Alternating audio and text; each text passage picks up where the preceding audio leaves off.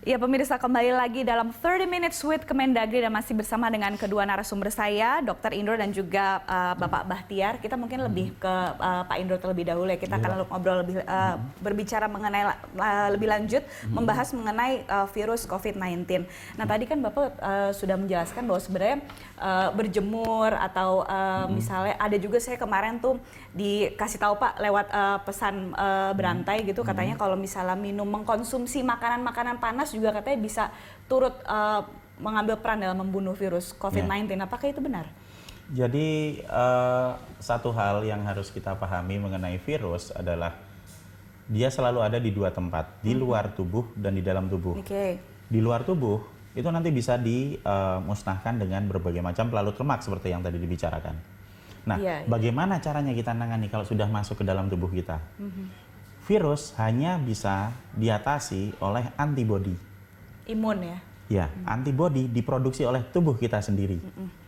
Dan antibodi akan diproduksi 7 hari sesudah terkena infeksi. Jadi misalnya sekarang saya kena gitu, saya akan batuk, pilek, dan kemudian nanti akan demam. Dan akan mengalami kesakitan antara 0 sampai 6 hari. Tapi di hari ke-7 antibodi sudah mulai keluar. Dan produksi akan mencapai maksimal di hari ke-14. Sehingga itu yang terjadi, kenapa di hari ke-14 banyak orang yang sembuh. Makanya mungkin self quarantine juga sebanyak 14 hari juga. Betul, pasien. Kalau bisa lebih ya. Iya, pasien nomor 1, 2, 3 itu masuk dalam kondisi positif. 16 hari kemudian mereka kembali ke rumah sehat. Dan menjadi negatif. Dan sekarang pertanyaannya, apakah apa yang bisa kita gunakan untuk menaikkan antibodi kita, kan gitu? Iya, betul. Yang paling utama adalah vitamin E dan vitamin C, karena dua vitamin itu akan bisa dipakai untuk menaikkan proses produksi antibodi.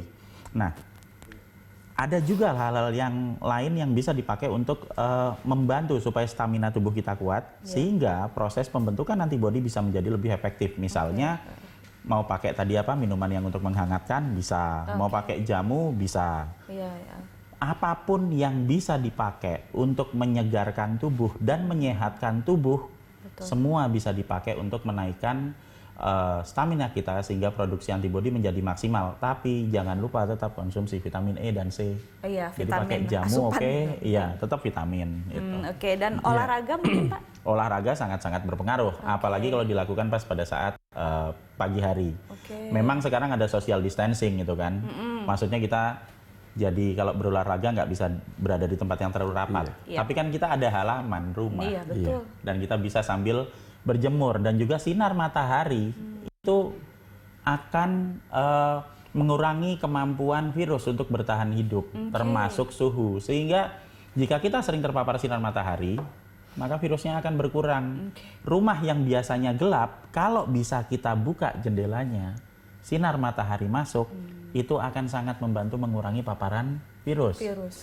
Baik. Nah, untuk waktu berjemur sendiri Pak, di bawah sinar matahari itu paling bagus sebenarnya pukul berapa? Ultraviolet. Ultraviolet. Kalau yang biasa kita lakukan itu biasanya kita berolahraga kan di pagi hari. Jam 9, antara jam 9 sampai jam 10. Saya pikir itu waktu-waktu yang paling efektif untuk kita berolahraga. Apakah kita nggak bisa berolahraga di waktu siang? Ya bisa aja. Tapi nanti kepanasan banget gitu kan. Iya pasti. Iya, jadi paling bagus sebenarnya begitu ya Pak, pukul 9 sampai pukul 10 begitu. Baik. Dari Pak Bahtiar sendiri. Dari identifikasi yang disampaikan oleh beliau tadi, Dr. Indro, virus itu tempatnya 2, di dalam tubuh dan di luar. Maka dari sisi kebijakan publik penanganannya juga 2. Terhadap virus yang terbang-terbang yang di luar tubuh manusia ini, yang mungkin nempel di ruangan-ruangan kita segala macam, nah itu harus dimatikan.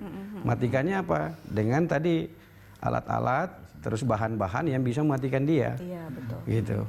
Nah, termasuk mungkin bahan-bahan dari alam. Bahan-bahan alam dalam apakah yang empon-empon Pak. Kalau sekarang yang lagi terkenal istilahnya empon-empon. Bahan-bahan dari alam mungkin ahli lainnya biologi mungkin bisa menjelaskan. Mungkin kan mungkin yang tidak punya sabun bagaimana?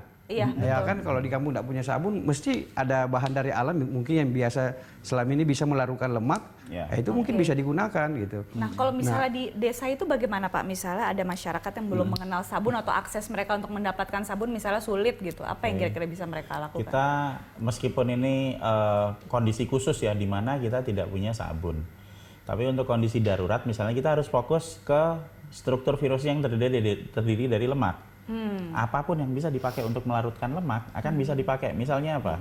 Jeruk nipis bisa, itu melarutkan lemak. Oke. Kita bisa pakai dalam kondisi darurat. Tapi kalau seandainya kita ada di perkotaan, sabun ya. Ada Indomaret ya kita pakai sabun aja. Atau Maka antiseptik gitu. Ya. Maka Bella dari sisi kebijakan publiknya berarti penyemprotan disinfektan itu kita lakukan terutama kepada benda-benda atau tempat-tempat yang tidak terkena sinar matahari. Karena kalau misalnya gedung kita terkena sinar matahari kan gedungnya sendiri udah oleh sinar ultraviolet sinar matahari udah matikan, terutama ruangan-ruangan yang gelap. Nah, mungkin beliau bisa nanti jelaskan sifat-sifatnya. Jadi memang lebih difokuskan ke kalau ruangan misalnya yang tidak terkena sinar kamu matahari. semprot jalanan misalnya, lalu jalanan itu kena Kalau sinar panas matahari ya. kan gitu. Iya, Nanti betul. tanya Pak Indro gitu. Oke, Jadi memang mungkin begitu ya. nggak mungkin juga disinfektan semua itu jalanan itu, berapa panjang ratusan kilometer kan? Banyak gitu. tapi Pak. Iya banyak artinya. Makanya disitulah penting mengenalnya si virus ini adanya di mana dan dalam seperti apa. Kalau beliau penjelasannya bahwa memang dia suka di tempat yang dingin, yang gelap, yang jorok, basah, misalnya basah. Artinya kita fokus ke tempat-tempat dan benda-benda yang itu, yang misalnya yang sehari-hari kita pakai, mungkin alat makan, alat rumah tangga dan seterusnya, ruangan tempat tidur kita atau ruang kerja kita gitu. Ya kalau dinding gedung kan udah kena sinar matahari tuh. Iya betul. Jadi Tapi seharusnya Pak Indro virusnya ini bisa yang mati lebih sendiri tahu ya. itu ya gitu. Iya. Oke, baik. Oke, baik. Pak Bahtiar, Pak Indro, kita harus rehat dulu. Nanti kita akan lanjut lagi setelah yang satu ini ya. Baik pemirsa, 30 Minutes with Kemendagri akan kembali saat lagi setelah pesan-pesan berikut ini.